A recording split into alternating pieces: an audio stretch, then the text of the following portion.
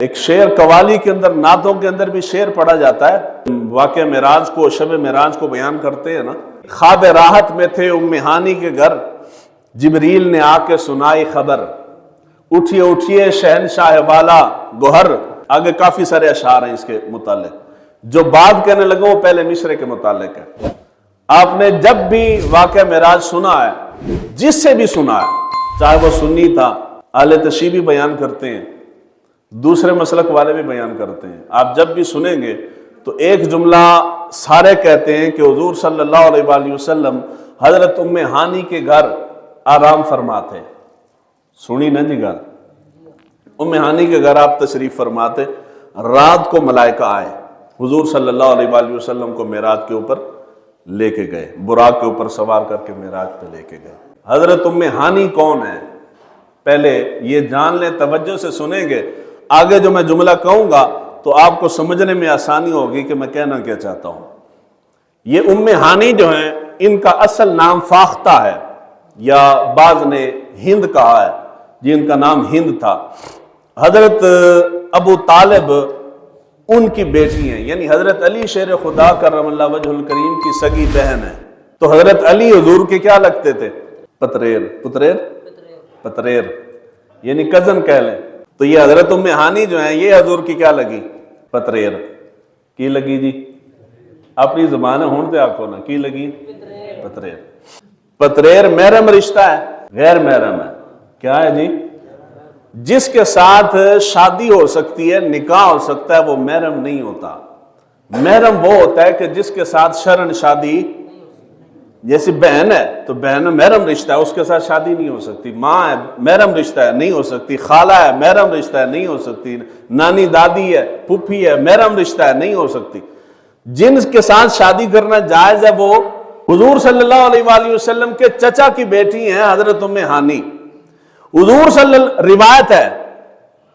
روایت ہے کہ حضور صلی اللہ علیہ وآلہ وسلم نے ان کی شادی ابھی نہیں ہوئی تھی، حضرت ابو طالب سے ان کا رشتہ مانگا تھا، حضرت ام ہانی کا۔ ابو طالب نے رشتہ ام ہانی کو حضور کو نہیں دیا۔ جس بندے کو رشتہ دیا وہ ابو جہل کے قبیلے کا بندہ تھا۔ اس شخص کا نام تھا حبیرہ بن ابی وہب۔ حبیرہ جو تھا یہ چوٹی کا عرب کا شاعر تھا، اشعار شعر کہتا تھا۔ حضور صلی اللہ علیہ وسلم یعنی ابو طالب نے ام ہانی کا رشتہ حضور کو نہیں دیا، حبیرہ کو دے دیا۔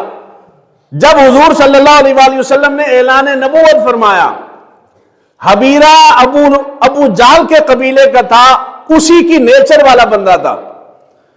حبیرہ حضور صلی اللہ علیہ وآلہ وسلم کے خلاف کھڑے ہو کے اشعار کہتا تھا، جس کو آپ عام زبان کے اندر کہتے ہیں جی ہجو کرتا تھا، حضور کی توہین کرتا تھا۔ اگر یہ آپ نے نام نہیں سنا ہوگا، یہ تو آپ نے سنا ہے کہ جب کفار حضور کی توہین کرتے تھے تو جواب میں حضور کس کو کھڑا کرتے تھے؟ حضرت حسان بن ثابت کو۔ سنی نا جی گل، جس شاعر ثناخان رسول تھے حسان بن ثابت۔ حضور صلی اللہ علیہ وآلہ وسلم جب کفار شاعر کھڑے ہو کے حضور کی توہین کرتے تو ان کا جواب دینے کے لیے حضور صلی اللہ علیہ وآلہ وسلم حضرت حسان بن ثابت کو کھڑا کرتے۔ حضرت حسان بن ثابت کھڑے ہو کے انہی کی زبان میں اشعار کے اندر ان کو حضور کا دفاع کرتے، ان کو جواب دیتے تھے۔ یہ حبیرہ جو ہے یہ بھی حضور صلی اللہ علیہ وآلہ وسلم کے متعلق قصائد کہتا تھا، ان کی توہین ہجو کرتا تھا، اہانت کرتا تھا، توہین کرتا تھا، اور اس کا جواب دینے کے لیے حضور صلی اللہ علیہ وآلہ وسلم حضرت حسان بن ثابت کو کھڑا کرتے تھے۔ ابو طالب نے حضرت ام ہانی کا رشتہ اس حبیرہ کے ساتھ کر دیا۔ یہ ترمذی شریف کے اندر روایت ہے، اور تمام اہل سیر اس بات پہ متفق ہیں کہ حضرت ام ہانی نے اسلام قبول کیا جب مکہ فتح ہوا ہے۔ مکہ کے موقع پہ حضرت ام ہانی نے اسلام قبول کیا، اور حضرت ام ہانی کا خود اپنا قول ہے کہ میں طلقاء میں سے ہوں۔ طلقاء یہ ایک اصطلاح ہے جن کو معافی حضور صلی اللہ علیہ وآلہ وسلم نے اعلانیہ دی، یہ ایک الگ مضمون ہے۔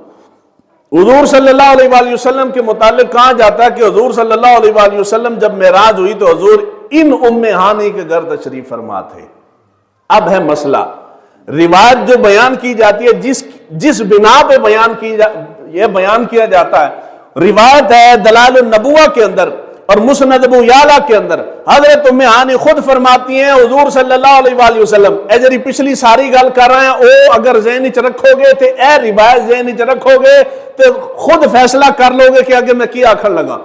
حضرت ام ہانی خود فرماتی ہیں حضور صلی اللہ علیہ وآلہ وسلم اس رات، جس رات کو معراج ہوئی، حضور صلی اللہ علیہ وآلہ وسلم ہمارے گھر تشریف فرما تھے، عشاء کی نماز با جماعت ہم نے اکٹھے پڑھی حضور کے ساتھ، عشاء کی نماز حضور کے ساتھ پڑھی، حضور صلی اللہ علیہ وآلہ وسلم ہمارے گھر ہی تشریف فرما ہوئے، آرام فرما ہو گئے۔ رات کو میری آنکھ کھلی تو میں نے دیکھا کہ حضور اپنے بستر پہ موجود نہیں ہے۔ میں پریشان ہوئی کہ کہیں آل قریش نے حملہ تو نہیں کر دیا، کوئی اس قسم کا معاملہ تو پیش نہیں آ گیا۔ خیر رات گزر گئی، صبح کو جب میں بیدار ہوئی تو حضور اپنے بستر پہ موجود تھے۔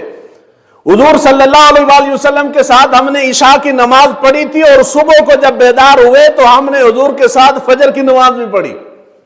اس کے بعد حضور صلی اللہ علیہ وآلہ وسلم کو میں نے اپنی پریشانی بیان کی تو حضور نے کہا کہ میں رات کو معراج پہ گیا تھا۔ آگے پھر لمبی روایت ہے، حضور نے مجھے ساری بات سنائی۔ ہن گل میں کیا آکھن لگا، بات یہ ہے کہ جو بندہ کہہ رہا ہے کہ میں نے حضور کے ساتھ عشاء کی نماز جماعت کے ساتھ اور صبح کی نماز بھی جماعت کے ساتھ پڑھی، انہوں نے تو ابھی تک اسلام قبول نہیں کیا۔ میں اتنے ترمذی کی روایت پیش کر رہا نا، حضرت ام ہانی کا خود فرمان ہے کہ میں نے فتح مکہ کے موقع پہ اسلام قبول کیا ہے، حال ہی مکہ فتح ہی نہیں ہوا، حضور نے ابھی ہجرت نہیں کی، یہ مکہ کی بات ہے، ہجرت سے بہت پہلے۔ بعض نے کہا کہ 3 سال پہلے معراج ہوئی ہے، ہجرت سے پہلے۔ جو فرما رہی ہیں کہ میں نے عشاء کی اور صبح کی نماز حضور کے ساتھ پڑھی ہے، اس وقت تک انہوں نے ابھی اسلام قبول محبت نہ لاکو اسلام قبول نہیں کیا۔ اگر اسلام قبول کیا ہوتا تو ان کا نکاح ختم ہو گیا ہوتا، کیونکہ ان کے جو شوہر تھے انہوں نے تو اسلام قبول نہیں کیا، وہ تو کفر کی حالت میں مرے ہیں۔ حبیرہ جو تھا وہ اسی کفر کی حالت میں ہی مر گیا تھا، اس نے اسلام قبول نہیں کیا، اس وقت تک وہ ان کے نکاح میں تھی، انہوں نے اسلام قبول۔ دوسری بات، حضور صلی اللہ علیہ وآلہ وسلم کے اوپر نمازیں فرض کی گئیں کب؟ معراج میں۔ فجر اور عشاء تو ابھی آئی کوئی نہیں ہے، آپ نے جماعت کے ساتھ صبح اور عشاء حضور کے ساتھ کیسے پڑھ لی ہے؟ گالا کلی چاندی کی نہیں آندی؟ جو ابھی نمازیں نہیں اتری، ابھی تو حضور نے معراج پہ جانا ہے، آپ پہلے عشاء کی نماز کہاں سے پڑھ رہی ہیں ان کے ساتھ؟ دوسری بات، حضور صلی اللہ علیہ وآلہ وسلم کے بارے میں آپ نے بارہا سنا ہوگا کہ حضور جب اعلان نبوت فرمایا، اعلان نبوت سے پہلے بھی حضور صلی اللہ علیہ وآلہ وسلم بہت لمبا قیام فرماتے تھے۔ قیام سے مراد کیا ہے؟ مختلف توجیحات محدثین نے، علماء نے بیان کی ہیں، مگر زیادہ تر علماء نے یہ بیان کیا ہے کہ اس وقت تک چونکہ نمازیں ابھی فرض نہیں ہوئی تھی، حضور صلی اللہ علیہ وآلہ وسلم فقط قیام کرتے تھے اللہ کی بارگاہ میں۔ کیا کرتے تھے؟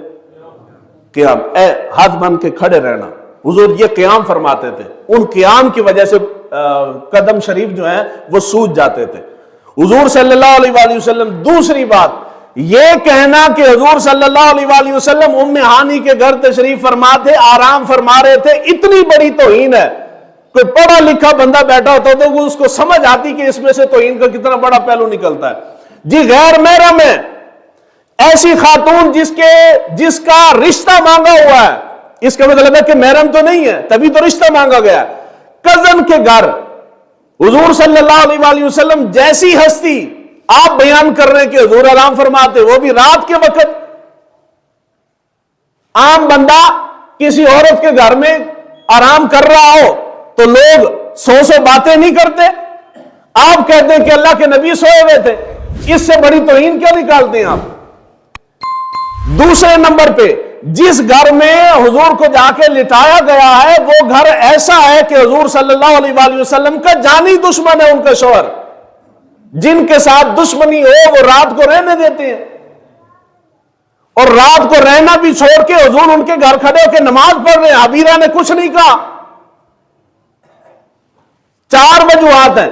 یہ روایت یہ بیان کہ حضور صلی اللہ علیہ وآلہ وسلم کو معراج ام ہانی کے گھر سے ہوئی ہے، یہ روایت درست نہیں ہے۔ کیوں درست نہیں؟ بخاری اور مسلم دونوں کے اندر صحیح روایات موجود ہیں. حضور صلی اللہ علیہ وسلم کا خود فرمان ہے. حضور نے ارشاد فرمایا کہ جب فرشتے میرے پاس تشریف لائے تو میں بیت اللہ کے اندر آرام کر رہا تھا. ایک گل کیوں نہیں ہو دس دے جیڑی کہ گل صحیح ہے؟